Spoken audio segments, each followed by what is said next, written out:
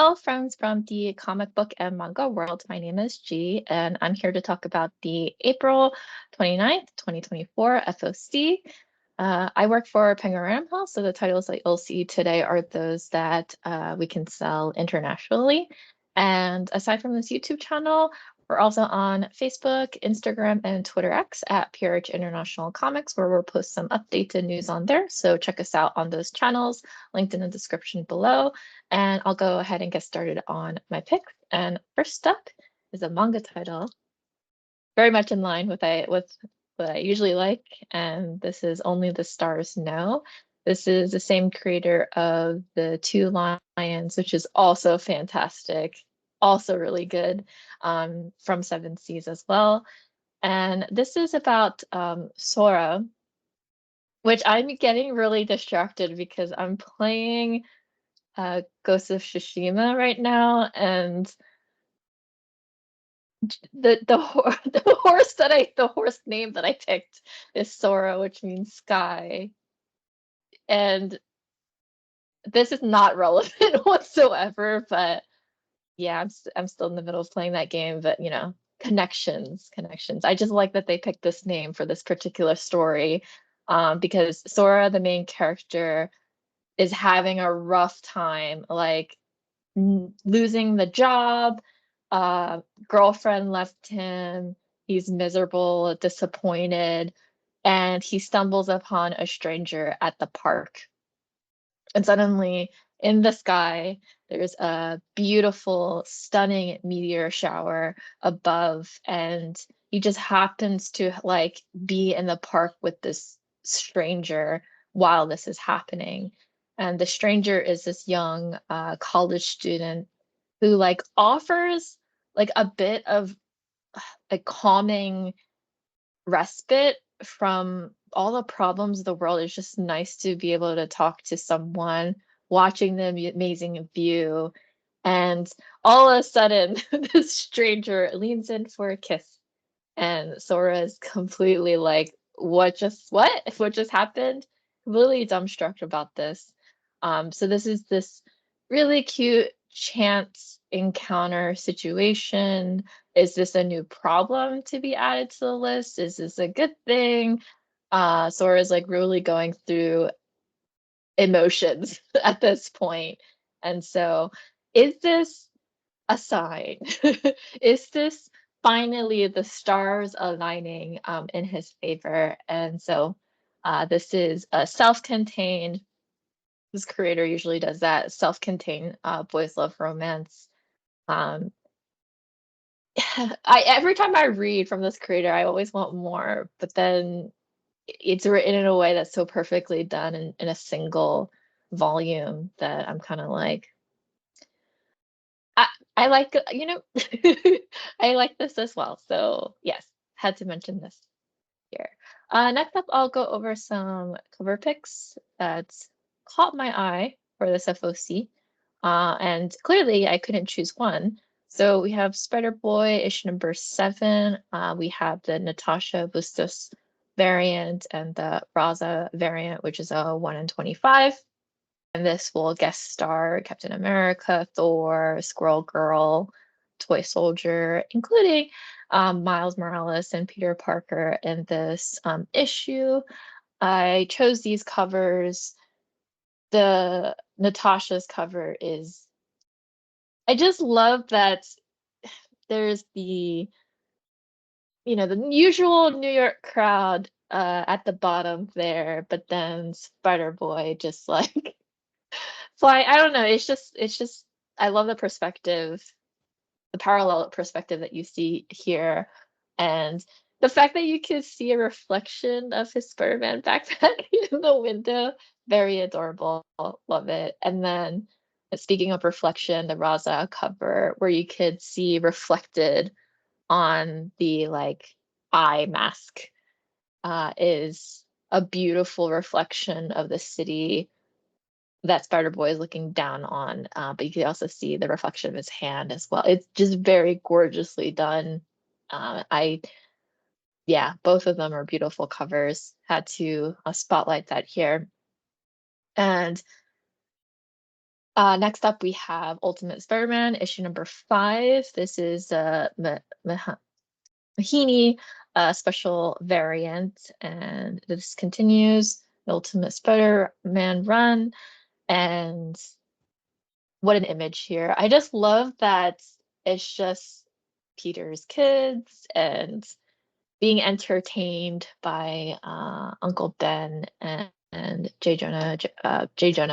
And then like you have some commotion that they're not focusing on in the backdrop uh, through the window.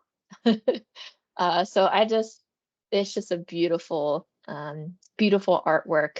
Can't immediately when I saw this, I put this on my pull list because I loved it so much. And yes, and also a great story on its own. And then we have Scarlet Witch issue number 1 by Tran Nguyen. This is or Nguyen. Yes, this is Tran. And this is Steve Orlando's return to Scarlet Witch. And this is great because with the Agatha series coming out later, probably I think in the summer, this would be a good pickup as well to include in your pull list. So, and had to include this particular cover. It's stunning to look at. I just love it so much. And I have mentioned Kanta so many times, so many times, and had to keep going because I cannot wait for this. We have Kanto, A Place Like Home. This is issue number 1.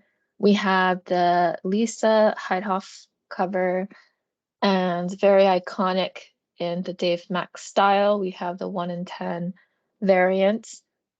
I love the concept with the because the concept of the heart and the gears and seeing Kanto in the heart is very beautifully done.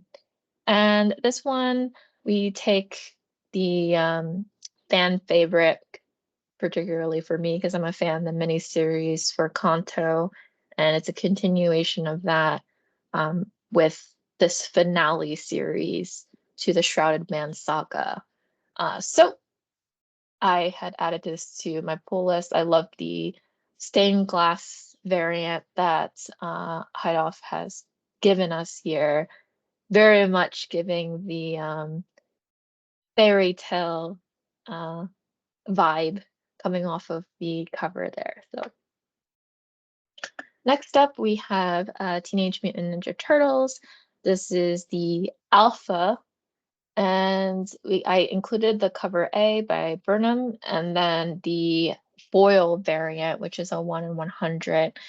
And so this one deals with a world without TMNT. So since their victory over Armageddon, the turtles are pursuing other interests, and so are leaving the void of New York. And so this is a story of characters who are affected by these changes without the turtles. So it includes characters like Old Hob, who you'll see on the cover here in the bubble, and then from Old Hob to Jenica.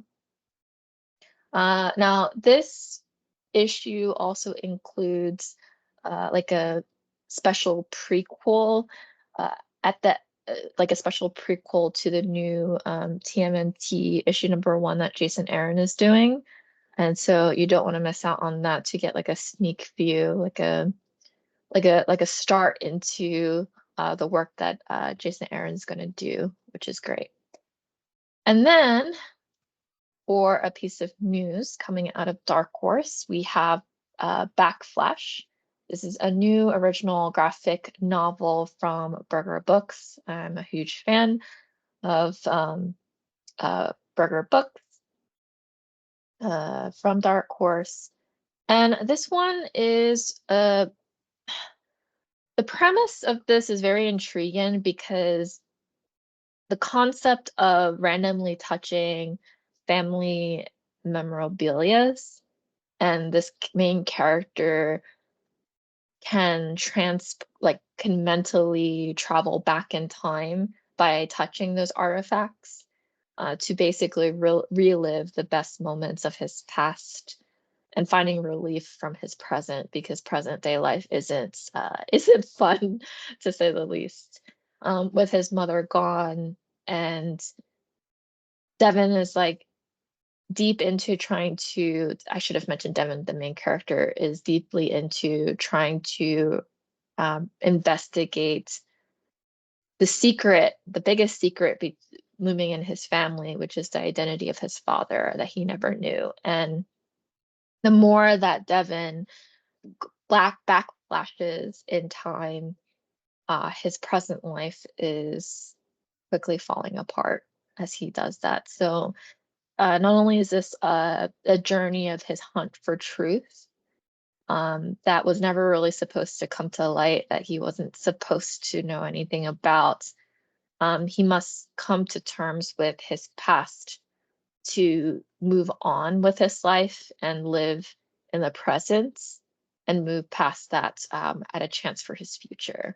And so it's a very emotional, very interesting, raw story that's very excited to talk about, and was recently announced with this collection by Dark Horse, which is great.